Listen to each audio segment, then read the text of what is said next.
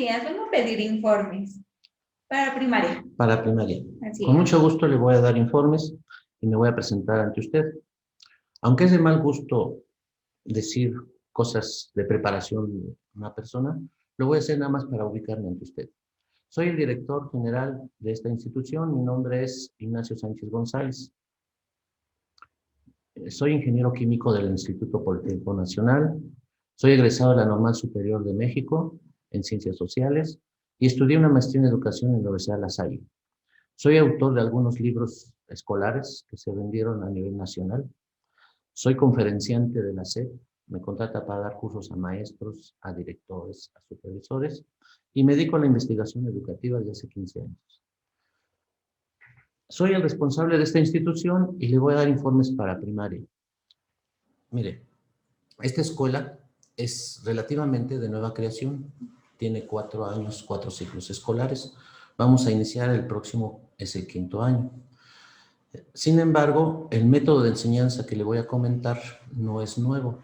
Es muy consolidado porque nació en Ciudad de Nezahualcóyotl, una escuela que tenemos allá, que es la matriz, y el método de enseñanza lo iniciamos, que es el método de Jean Piaget, lo iniciamos de hace 30 años.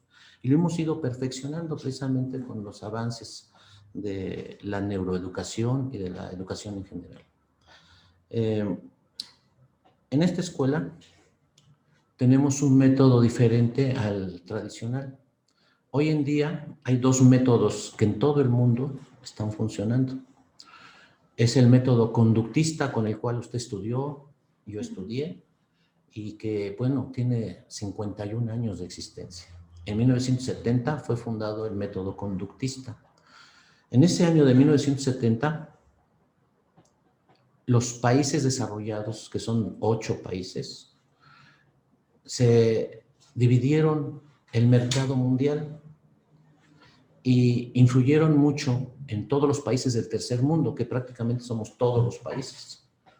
Y nada más 8 son muy poderosos. Ya se sumaron otros 2, pero de 200 países, pues, todo el mundo es tercer mundo. Decidieron estos países llevar la industria a cada país, industrializar a todo el mundo.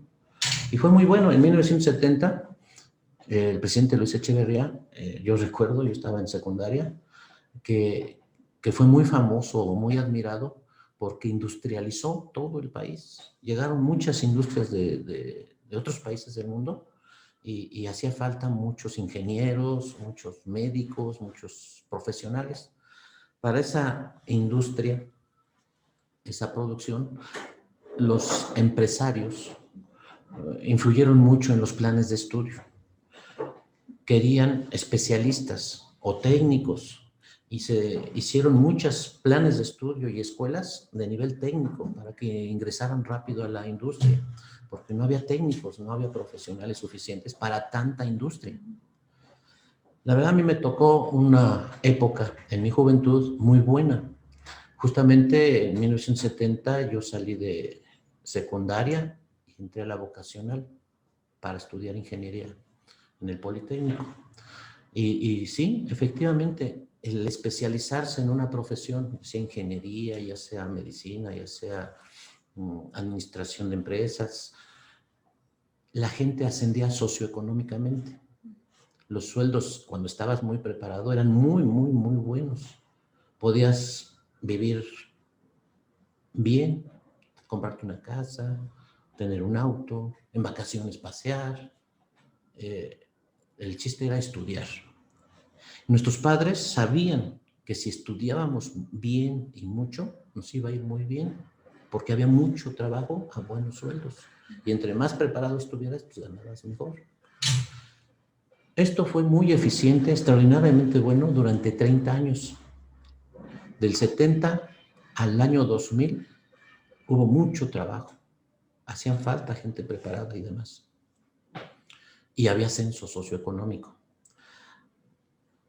Pero del año 2000 al actual, que ya son 21 años, hay unos fenómenos que transformaron toda la situación escolar. Surgieron las computadoras y hace unos 15 años surgió el Internet. La tecnología con las computadoras y con el internet se avanzó una cantidad enorme, mucha tecnología, demasiada tecnología, a grado tal que a partir del año 2000 ya los profesionales empezaron a escasear el trabajo porque empezaron a surgir máquinas inteligentes, máquinas que reemplazaban a las profesiones o a los profesionales. Un ejemplo fácil es que en enero de este año 2001, en enero, la mitad de trabajadores en los bancos fueron despedidos en todo el mundo, en México y en todo el mundo, porque ya hay cajeros automáticos que hacen lo que hacían las cajas en los bancos. Y como la tecnología no se va a regresar, va a seguir creciendo, cada vez hay más máquinas inteligentes. Las cirugías ahora las hacen robots, la hacen con rayos láser, ya no es con bisturí como estudiaban los médicos antes. Y bueno, todas las profesiones están desde hace ya 20 años deterioradas y sus honorarios o la posibilidad de conseguir trabajo es muy limitado. Hay muchos profesionales y de acuerdo a la ley de oferta y demanda, pues hay muchos que quieren trabajar, pues les ofrezco menos. Si no acepta uno, acepta otro. Y se ha degradado tanto el ascenso socioeconómico de un profesional que sin duda un albañil puede ganar más que un profesional que estudió licenciatura, que estudió maestría. Luego entonces esos planes de estudio para que seas especialista en algo. Hijo, estudia mucho para que un día tengas un buen trabajo. Eso ya no aplica, ya no conviene. Y resulta que el método conductista que sigue especializando profesionales que no van a tener trabajo y que andan de Uber o vendiendo en revistas o poniendo un negocito adicional, ganan más en su negocito que en lo que les ofrecen las empresas o las instituciones. De tal manera que hay poco ánimo en los jóvenes estudiantes porque no ven un futuro mejor.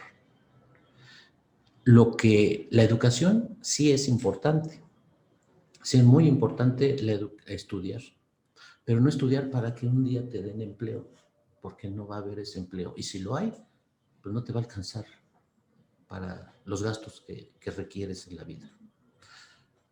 Lo que sí es bueno, y es lo que yo ofrezco en esta institución, es que en el método humanista de Jean Piaget, y por cierto le llaman método humanista porque este método de enseñanza, Piaget experimentó con niños humanos y de ahí sacó sus teorías de cómo debe de ser la enseñanza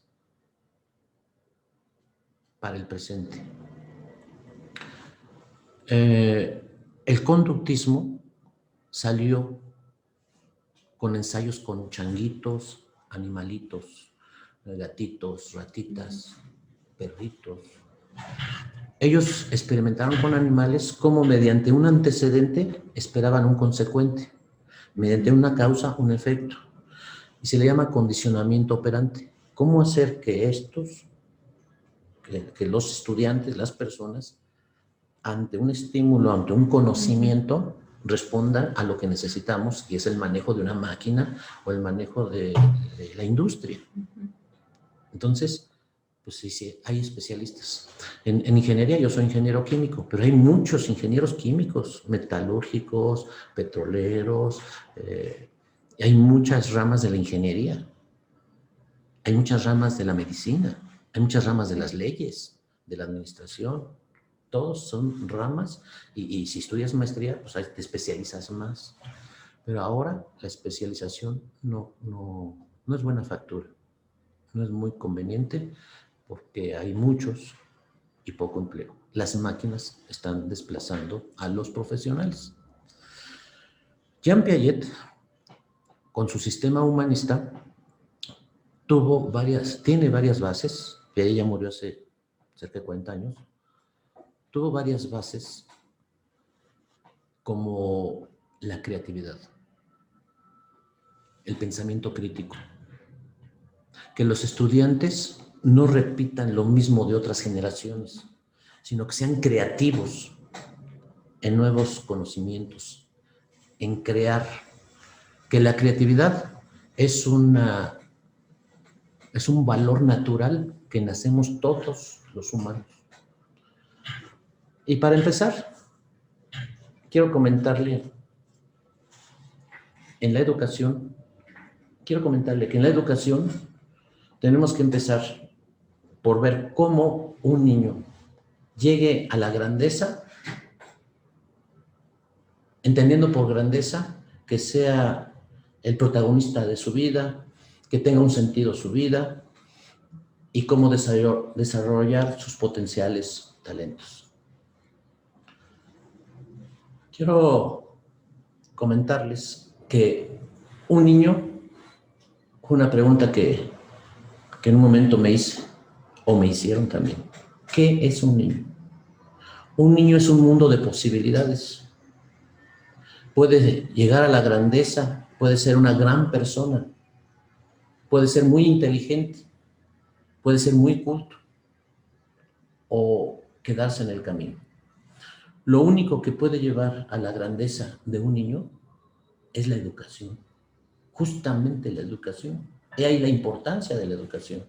Solo con la educación se puede crecer y llegar a lo que estoy llamando grandeza. La educación existe en tres formas, en tres formatos. La educación en la familia va a influir demasiado en la grandeza de los niños. Solo que para que los niños lleguen a la grandeza la deben de poseer también los padres, porque los padres son ejemplo ecléctico, ejemplo que los niños van a imitar. Los valores, las actitudes, las habilidades, los talentos, las capacidades se aprenden inicialmente en el hogar. ¿Cómo podemos pedirle a un niño que gestione bien un problema si en casa no lo ve? Que los padres no gestionan bien un problema. ¿Cómo podemos pedirle a un niño que hable bien y que pida las cosas con cariño si en casa no se habla bien y no se piden las cosas con cariño? Los niños pueden llegar a la grandeza si la educación en los padres son de grandeza. Los niños son espejo. Los niños reflejan mucho los valores y actitudes del hogar. El otro campo de educación es la escuela. Desde los 3 años, a nivel mundial, los niños asisten a las escuelas. Asisten a las escuelas para ser sabios. Y hoy día se define sabiduría, ser sabio, si sabes distinguir entre lo que es bueno y lo que es correcto, de lo que es malo y que es incorrecto. Niños y adultos pueden ser sabios y ayudar a su grandeza. ¿Cómo lograr que sea buena persona y sea muy inteligente? Sabemos que la educación en la escuela, con los planes de estudio, programas y esfuerzos que tiene que hacer el estudiante, pues sí desarrolla bastante su inteligencia. La escuela ayuda a desarrollar la inteligencia de los niños. Eso está muy bien. Pero cuando va a la escuela, no basta con que desarrollen su inteligencia.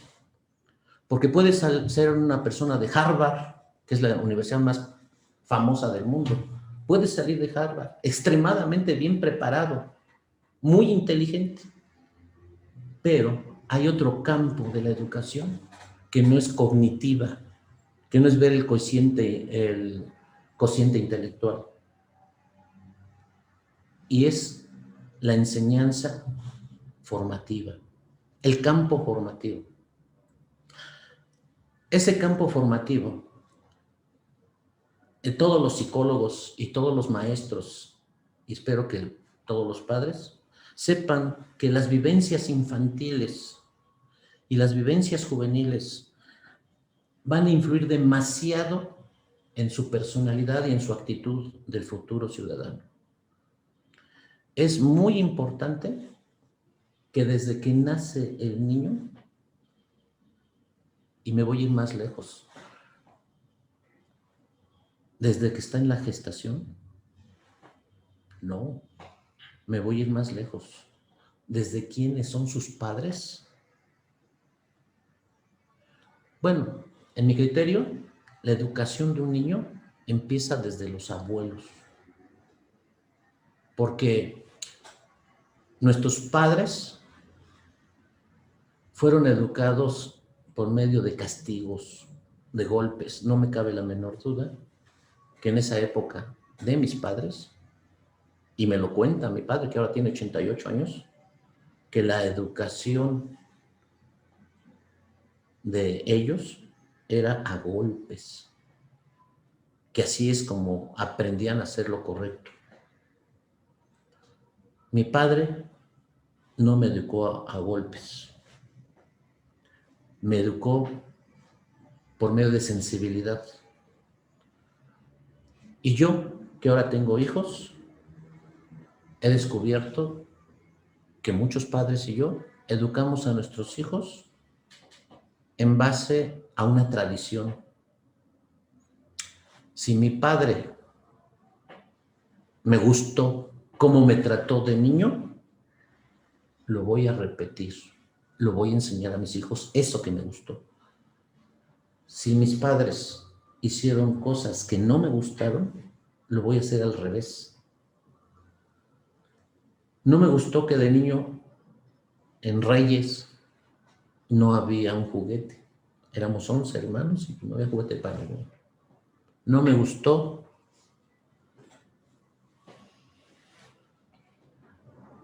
que nos pegaran o empujaran o se enojaran conmigo. Que me trataran y me atendieran enojados. Y ahora lo hago al revés. Yo trato a mis hijos con pincitas y florecitas. Y los llené de juguetes, cosa que no me gustó de niño. Ahora ya están grandes, ahora ya están con maestría y más. Son adultos. Pero los eduqué pensando en cómo me gustó las palabras que decía mi padre. Decía, estudia para que desarrolles tu inteligencia. Trabaja, no seas flojo, porque si eres trabajador e inteligente, te va a ir muy bien en la vida. Son dos valores que no descuides nunca. Trabaja y sé inteligente. Ya de joven, que ya trabajaba, me decía, sé honesto, haz lo correcto. Si vas a lograr tener algún recurso económico, que sea sin corrupción, que sea honesto, producto de tu trabajo limpio. Me hablaba de valores de la honestidad, que era mucho mejor ser honesto que ser deshonesto. Y me ha servido mucho. Hay muchas historias que puedo contar. ¿Cuánto beneficio me ha dado eso? La educación de un niño influye mucho de nuestros padres. Influye mucho la tradición, influye mucho la reacción, que es lo contrario, y también la imitación. La imitación me refiero a que se vive en tiempos modernos donde hay nuevos valores, nuevas actitudes, una cultura. Va a influir la cultura social en adoptarse en las familias porque no se pueden escapar. Si los niños ahora juegan videojuegos, pues es así. Ya no es el trompo, ya no es el valero, ya no son esos juegos. Entonces, no es extraño que los padres digan, bueno, pues si lo nuevo es para entretener y divertir a un niño, pues sean videojuegos o entrar a las redes, todo eso tiene sus pros y también sus desventajas, que pues, en otra plática podemos ahondar. Bueno, estoy hablando de la educación en la casa, pero también hay educación en la escuela y hay educación en el contexto. Entonces me falta hablar de la educación en la escuela, que es la que más me interesa en este momento, que especifique claramente. La educación en la escuela. Señora, usted viene a pedir informes, seguramente buscando también en otras escuelas, ¿qué escuela le ofrece mejores garantías, mejor servicio? Yo le puedo decir que en esta escuela le ponemos un eslogan, una frase ahí, es una escuela diferente. Y creo que el que yo le explique por qué es una escuela diferente va a ser muy importante, porque nosotros ofrecemos un sistema que sí existe. De hecho, a nivel mundial, en las Naciones Unidas están registradas 194 países en la parte de educación. De esos 194 países, hacen exámenes PISA para saber qué nivel de educación está en cada país. México, en el año 2000, estaba en el lugar 120 del mundo. Qué triste, México, en el lugar 120 de 194 países. No es, pues es muy mala la calidad de educación en el año 2000. En el año 2020, año pasado, bajamos al 135, o sea que en 20 años, son 3 sexenios, en vez de subir del 120 a los primeros lugares, bajamos 15 escalones, ahora ya somos el 135. Prueba fiel de que algo está pasando en nuestro país. Hay países que muchos años se han mantenido en los primeros lugares, entre ellos Finlandia, Japón, Singapur, Corea del Sur, se encuentran en lugares muy altos. Finlandia es la más constante, que siempre está en los primeros 3 lugares. Me llama la atención la educación en Finlandia porque usan el método humanista. Y el método humanista es el que esta escuela pues maneja.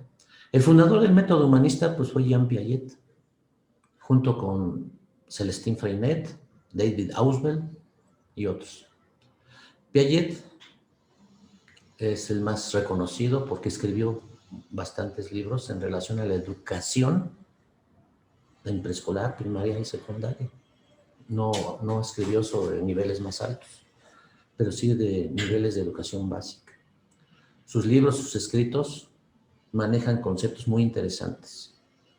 Uno de ellos, como dije, es el de la creatividad. He hecho unos experimentos en la escuela que está en Nezahualcóyotl. He hecho algunos experimentos.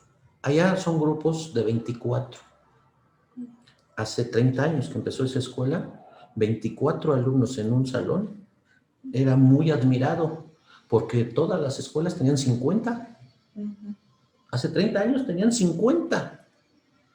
De 45 a 50 alumnos en cada salón.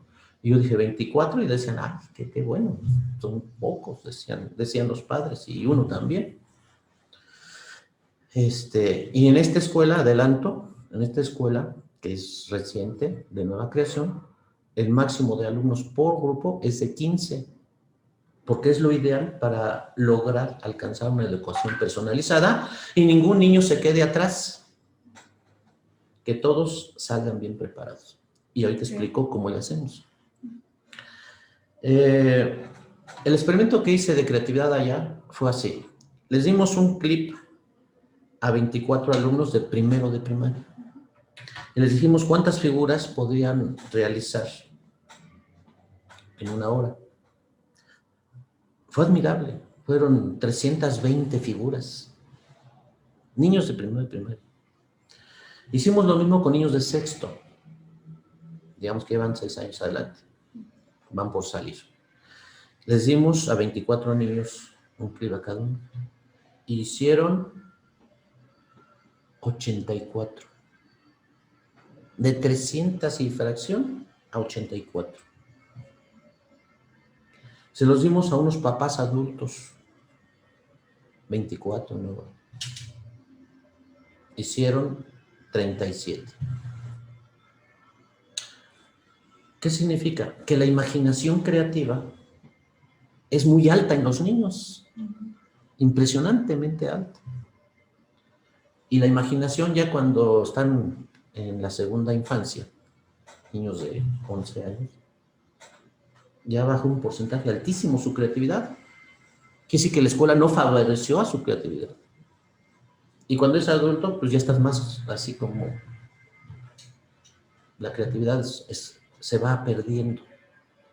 Hay muchas tesis y libros acerca de la creatividad y los que he leído uno me impresionó, es muy interesante, pero me impresionó algo que dijeron los investigadores. Unas palabras que no me gustan, pero las voy a decir. Los asesinos de la creatividad en los niños, en las personas, son los padres y son las escuelas.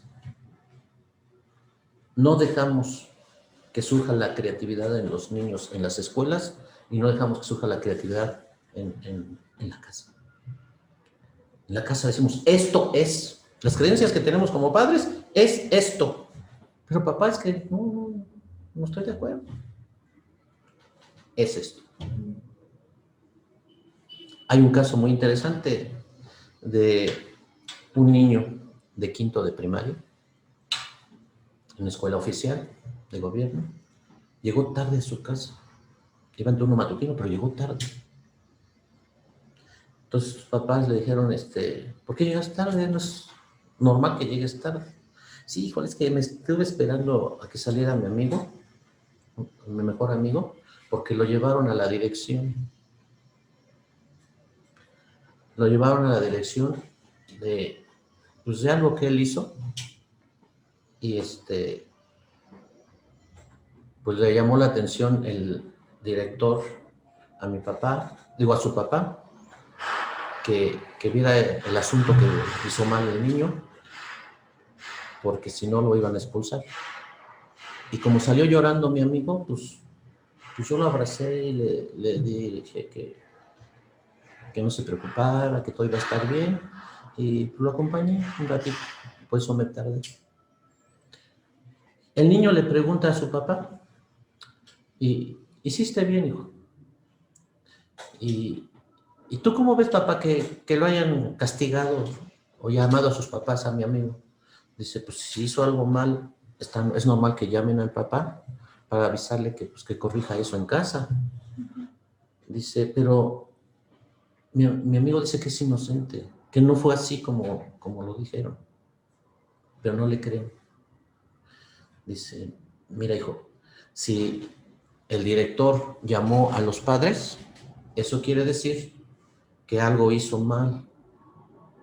Y si hizo algo mal, pues está bien que le llamen la atención, platique con él, que lo corrija. Dice, ¿y por qué tú dices eso si no conoces a los papás de él? Dice, pues es que los papás siempre sabemos más. Entonces los papás de ellos saben más, de mi amigo, ¿saben más que mi amigo? Sí, son sus papás. ¿Tú sabes más que yo, papá? Sí. Y tu mamá también. ¿Por qué? ¿Por qué saben más? Porque hemos vivido más tiempo, porque nos han pasado más cosas. Entonces, pues por eso les enseñamos las cosas como son. Nosotros ya sabemos lo mejor para ustedes. Dice, papá, ¿quién inventó el foco? Ay, pues todo el mundo sabemos.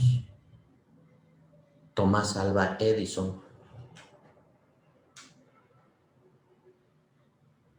Y tenía 16 años. Y si los papás son más abusados que los hijos, ¿por qué no lo inventó el papá de Tomás Alva Edison? Si saben más, ¿por qué no lo inventó el papá? El papá no supo qué contestar. Porque un hijo joven lo pudo hacer y el padre no. Entonces, pues se ve, nota como que hay que aprender hasta de los hijos, porque a veces ven el mundo de una manera diferente al que nosotros vemos al mundo. Y es un hecho que todos los papás, cuando educamos a nuestros hijos, les enseñamos cómo es la vida, cómo es el mundo, pero esa es la perspectiva del papá. Y puede haber papás que pueden ver el mundo de otra manera. Y entonces, pues sucede esto. La creatividad, la imaginación creativa, no está muy a la alza en nuestro país. Escuchando una conferencia de un japonés,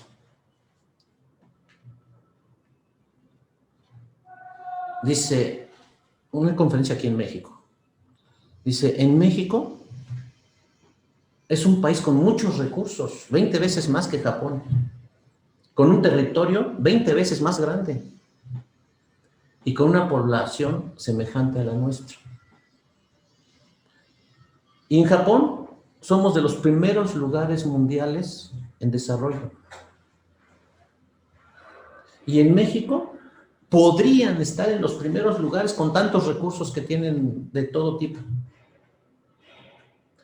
Solo hay algo que no tienen los mexicanos y que sí tienen los japoneses. Y por eso estamos arriba. Y eso se llama disciplina. Los japoneses son extremadamente disciplinados. Los niños de primaria se van caminando a la escuela y regresan solos. Y toda la sociedad cuida a esos niños que van a la escuela. Hay demasiada disciplina. Y bueno, en Japón sí le dan importancia a la parte formativa de la educación de las escuelas. Con decirles que de 3 años a 10, que suman 7 años, en esos 7 años, los japoneses saben lo que nosotros también sabemos, que los niños son esponjitas, que aprenden lo que les dicen y lo que ven, imitan. Y los niños de 3 a 10 años les dan una cantidad de aspectos formativos tan impresionante, que no les interesan los programas cognitivos, muy poco, a grado tal que adquieren los niños a los 10 años una disciplina, que es de lo que estamos hablando, que nos ganan, una disciplina extraordinaria. Cuidan un prado de un pasto, cuidan un arbolito, respetan a los ancianos, respetan a la gente, son muy trabajadores, muy disciplinados. A grado tal que puros valores de actitudes, de acciones, de conductas, son formativas, son de valores. Y a los 10 años tienen unas ganas enormes de aprender ciencias, de aprender tecnología. Y entran pensando en crecer como personas, en que su familia crezca, y piensan en la comunidad, y piensan en su país. Pero se ponen a estudiar con unas ganas. Los japoneses dicen, no somos tan creativos, no inventamos casi cosas, pero perfeccionamos cosas que ya existen. ¿Qué tal si la hacemos más pequeña? ¿Qué tal si le pongo otra función? Entonces, inventamos creativamente que las cosas que existen sean mejores. Y eso es creatividad. Yo quisiera que los alumnos que estudien en Jean Piaget sean emprendedores. De hecho, llevan una materia que se llama espíritu emprendedor. Sean emprendedores, sean empresarios, sean creativos. Y se imaginan que van a crear su propia empresa. Sí, muchos van a poder crear su propia empresa. Pueden, sin duda pueden. Pero no se trata de que sea tu propia empresa. Puede ser otra empresa que otro hizo y que tú la perfeccionas. Y entra la creatividad como la manejan los japoneses. Teniendo creatividad es el futuro. Teniendo conocimientos y creatividad. Por eso la escuela sigue siendo igual de importante. Lo cognitivo es importante. pero también es importante la creatividad. Y yo lo que ofrezco, pensando en que esta escuela tiene preescolar, primaria y secundaria, que son la edad de 3 años a 14, pienso que debo apoyar a lo que se le destina en otras escuelas exclusivamente a los padres. Todo lo formativo, casa. Y todo lo cognitivo, digamos la mitad, porque las escuelas actuales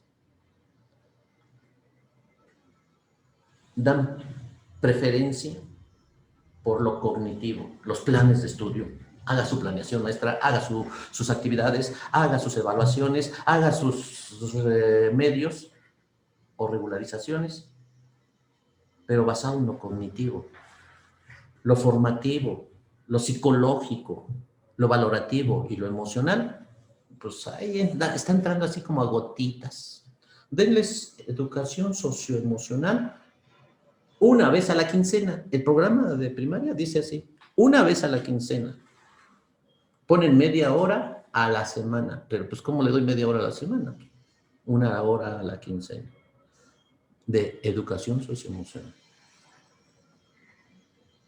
Y de lo cual apenas están diseñando algunos manuales de contenidos.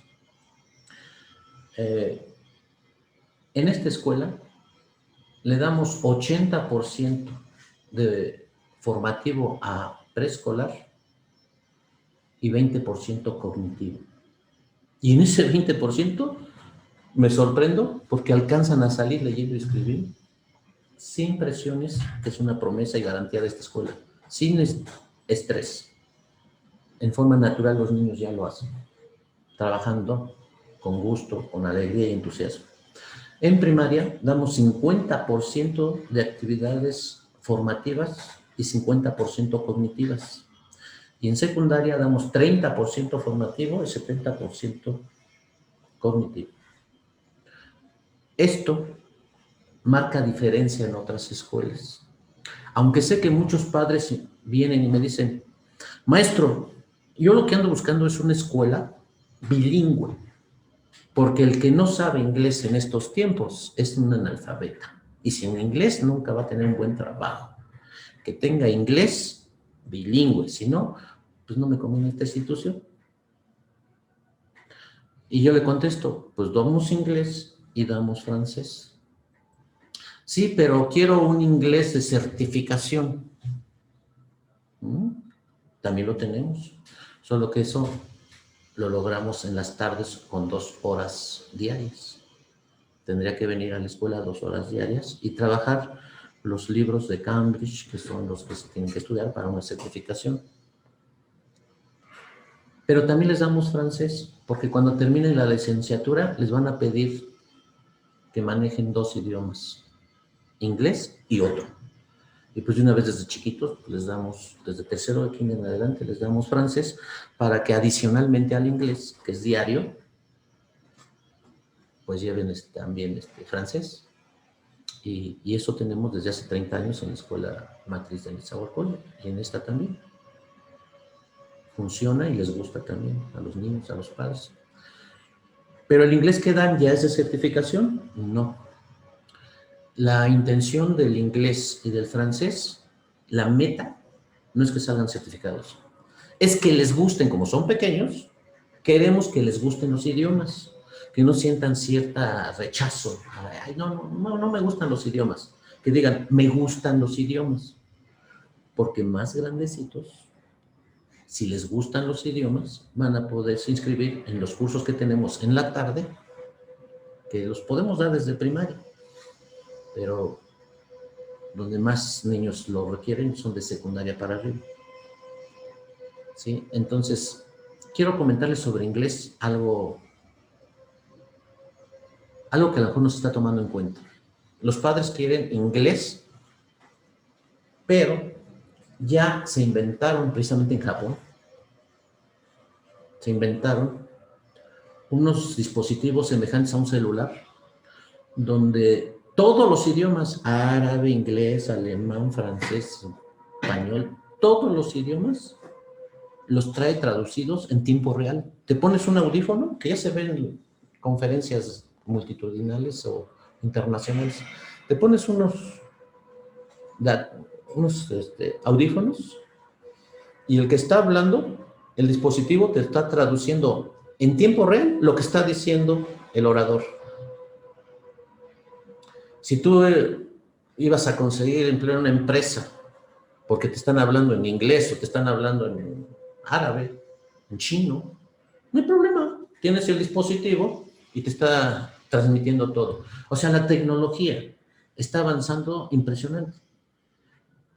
Ahorita los niños no quieren hacer una división pues creo que casi ni adultos.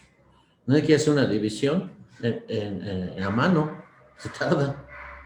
Con apachurra 2 botones y ya está el resultado. Ahora, con los idiomas, si ya hay un dispositivo de mayor costo, menos costo, ¿de cuántos idiomas quieres que te traduzca? Si nomás es inglés, igual no va a estar tan caro. Si nada más son 2 idiomas, va a haber precios que ya están funcionando. Entonces, ¿cuál es la educación en las escuelas? Los idiomas, sabiendo que con un dispositivo es igual. ¿Voy a pagar a un traductor en un paseo a los países? ¿Voy a pagar a un traductor? ¿O voy a estudiar todos los idiomas? ¿O nomás puedo visitar a los Estados Unidos y de habla inglesa? Porque pues, eso sí lo sé inglés hablar. Sin embargo, seguimos atendiendo las certificaciones que los padres puedan, y sí es un poquito aparte, porque son libros muy caros, exámenes muy caros, y pues sí, hay que concentrarse mucho, echarle muchas ganas para poder certificarse. Y hay niños que lo desean, padres que lo desean, y lo podemos hacer en los turnos vespertinos. Esta escuela es diferente. La siguiente plática es cómo trabaja un maestro en esta escuela, que sí es muy diferente al común de las formas de trabajar en otras escuelas. La siguiente plática es cómo voy a demostrar que mis maestros son líderes. Son líderes. Y ser líder no es el que manda, no es el que ordena. Ser líder es una forma de ser y de estar. Y en vez de mandar y ordenar, inspira, motiva, ayuda a desarrollar todas las potencialidades que tienen los niños. Es un maestro que yo prometo en esta escuela y que es muy diferente al maestro en las escuelas convencionales. Hasta aquí esta charla y no se pierdan la siguiente. ¿Cómo trabajan los maestros en el aula para tener una excelencia educativa? Que pasen buen día.